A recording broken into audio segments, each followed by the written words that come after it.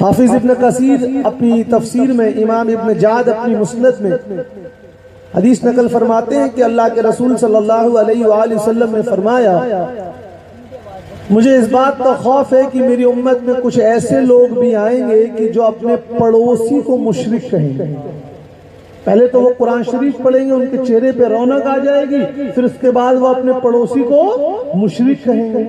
تو صحابہ اکرام نے پوچھا، یا رسول اللہ صلی اللہ علیہ وآلہ وسلم، ان میں سے مشرک کون ہوگا؟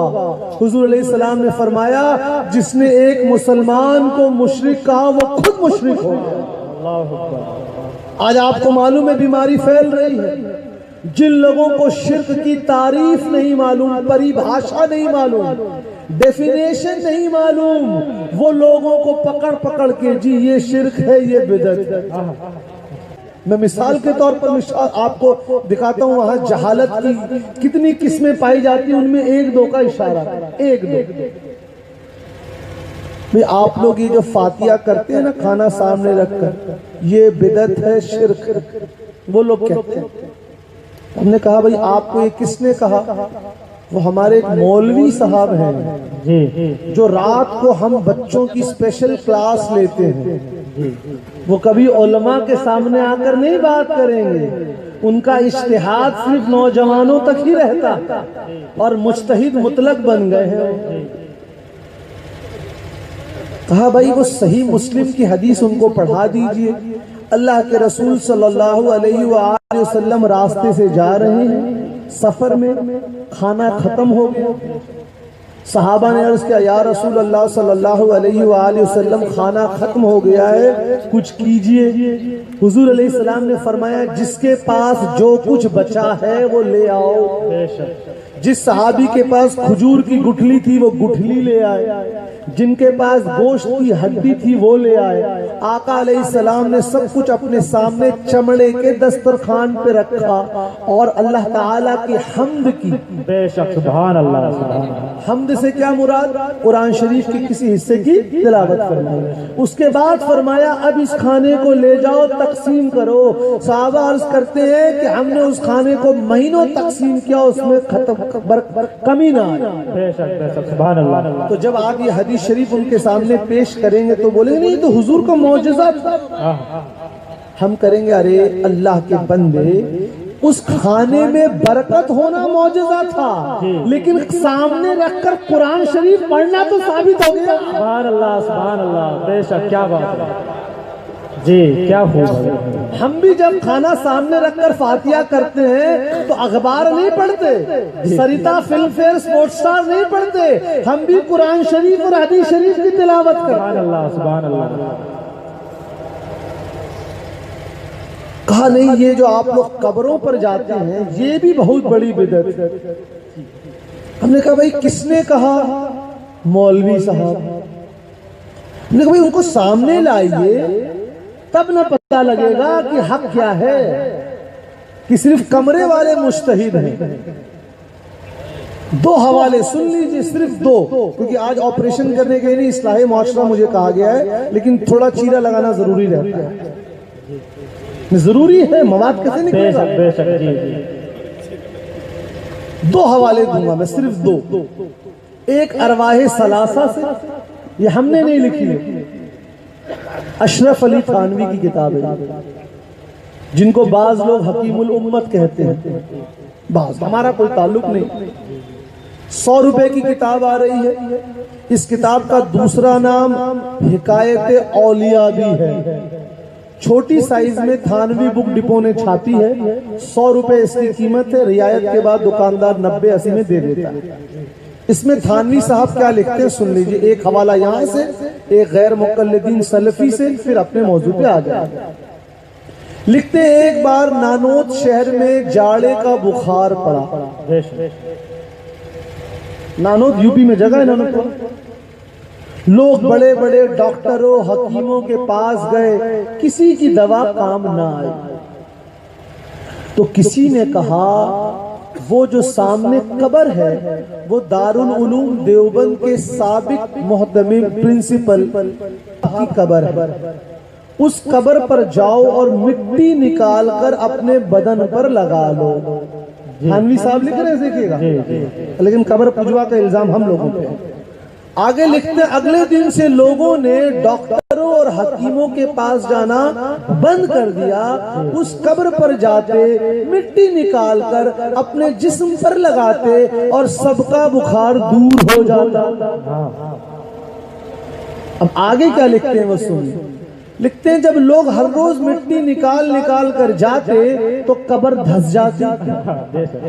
لکھتے ہیں ان کا بڑا لڑکا بڑا تیز ترار تھا، اس کو غصہ بہت جلدی آتا تھا، ہر روز اس کو بالٹی میں مٹی بھر بھر کر اپنے ابا کی قبر پر ڈالنا پڑا۔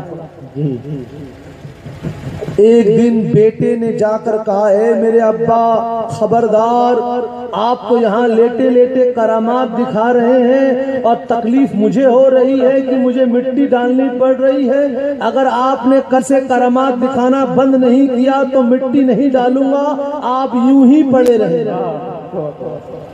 آگے لکھتے ہیں تھانوی صاحب، اس دھمکی سے ابا ڈر گئے اور اگلے دن سے کرامات دکھانا بند کر دیا۔ یہ ارواح ثلاثہ میں موجود ہے۔ اب اگر قبر پر جا کر اس طرح سے شفا لینا شرک ہے، بدعت ہے، حرام ہے، جو آپ کی مرضی ہو، بھائی مرضی کے مالک ہیں یہ لوگ، کچھ بھی لکھ دیتے ہیں۔ تو ایک سفید پیپر لیجئے، کوٹا میں بڑی دکانیں ہیں کتابوں کی، اور اپنے اگلے دن صبح لکھ دیجئے اشرف علی تھانوی صاحب نے شرک اور بدعت اور حرام کو فروغ دیا۔ دقت تو یہ ہے کہ یہ کام کر کر اور لکھ کر وہ حکیم الامت بن جاتے ہیں اور ہم یہ بات کہتے ہیں تو مشرک اور بدعتی بن جاتے ہیں۔ اگر کوئی غیر مقلدین فرقے یا سلفی اہل حدیث سے آئے ہیں تو مایوس نہ ہو کہ ہمارا ذکر نہیں، اور اب آپ کی بھی باری سن لیں۔ دو حوالے آپ کے یہاں سے۔ ہندوستان میں اہل حدیث سلفی فرقے کے سب سے بڑے مولوی صاحب کا نام ہے صدیق حسن خان بھوپالی۔ بھوپال میں ان کی قبر ہے، آپ جائیں گے تو دنگ رہ جائیں گے۔ سنگ مرمر کی پکی قبر، سنگ مرمر کی جالی بھی لگی ہوئی ہے، اور وہاں تختی لگی ہے مزار مبارک۔ ہم نے فوٹو کھینچ کے ڈال دیا ویب سائٹ پہ۔ تو یہ صدیق حسن بھوپالی صاحب کی کتاب ہے الدواء والدواء، 15 روپے کی کتاب ہے۔ سنیے کیا لکھتے ہیں، ہم نے سکین کر کے ڈالا، سنیے اور سارے حوالے لے کر آئیں جس کو دیکھنا چاہو۔ لکھتے ہیں میرے خاندان میں سارے لوگ نقشبندی سلسلے میں مرید ہوئے، شاہ ولی اللہ بھی نقشبندی سلسلے میں تھے رحمت اللہ علیہ۔ میں اس سلسلے میں مرید تو نہیں ہوا ہوں لیکن مجھے فیض بہت پہنچا۔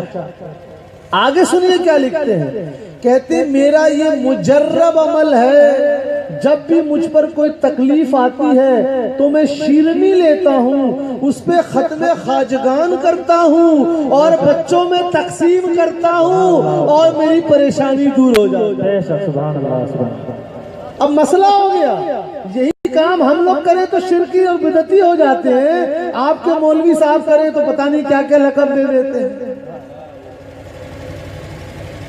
اور اس فرقے کے جو سب سے بڑے مولوی ہوئے ابن تیمیہ، میں بس عرض کر دوں کہ میری جو اصل تحقیق ہے وہ انہی پر، آیات متشابہات، تفویض، تعویل اور تشبیہ پر، اور میری جو اصل گفتگو انہی سے ہوتی ہے غیر مقلدین سے، وہ میرا اصل موضوع ہے، لیکن آج وہ ماحول نہیں ہے تو ان کا ایک حوالہ دیا۔ مجموع فتاوی ابن تیمیہ جلد نمبر 22 میں سوال ہوا، اگر کوئی شخص 70,000 مرتبہ تحلیل یعنی لا الہ الا اللہ پڑھ کر ایصال ثواب کرنا چاہتا ہے، یہ غیر مقلدین کے سب سے بڑے مولوی، کیا یہ کرنا جائز ہے؟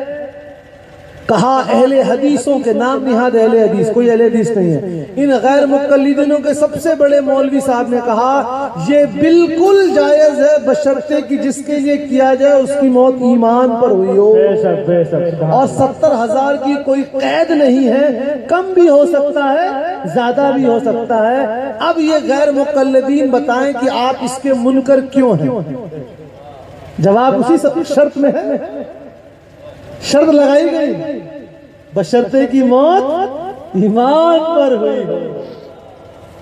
اور جھوٹ کو اتنا بولیے، بار بار بولیے، ڈنکے کی چوٹ پر بولیے کہ عام لوگ اسی کو حق سمجھ سکے۔ جیسے کچھ لوگوں نے یہ پھیلا دیا کہ 14ویں صدی کے مجدد امام احمد رضا خان فاضل بریلوی قادری برکاتی رحمت اللہ علیہ اور دیوبندی فرقے کے حکیم الامت اشرف علی تھانوی، یہ دونوں ایک ساتھ ایک مدرسے میں پڑھے اور وہیں سے اختلاف شروع ہوا۔ اتنا بڑا جھوٹ کتاب چھپ چکی ہے، کہیں ان کہیں کتاب کا نام۔ پھر لوگوں کو جب سمجھ میں نہیں آ رہا تھا تو اس کا آسان نام رکھ دیا مولانا عبدالستار حمدانی صاحب نے، کیا اعلیٰ حضرت اور اشرف علی تھانوی ایک ہی مدرسے میں پڑھے؟ سوالیہ نشان۔ جی اس میں کوئی حقیقت نہیں ہے، کبھی نہ ایک مدرسے میں پڑھے نہ کبھی ایک شہر میں رہے۔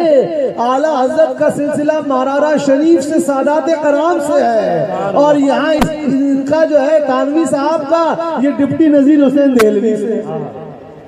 کہاں بھائی جھوٹ کیوں بولتے؟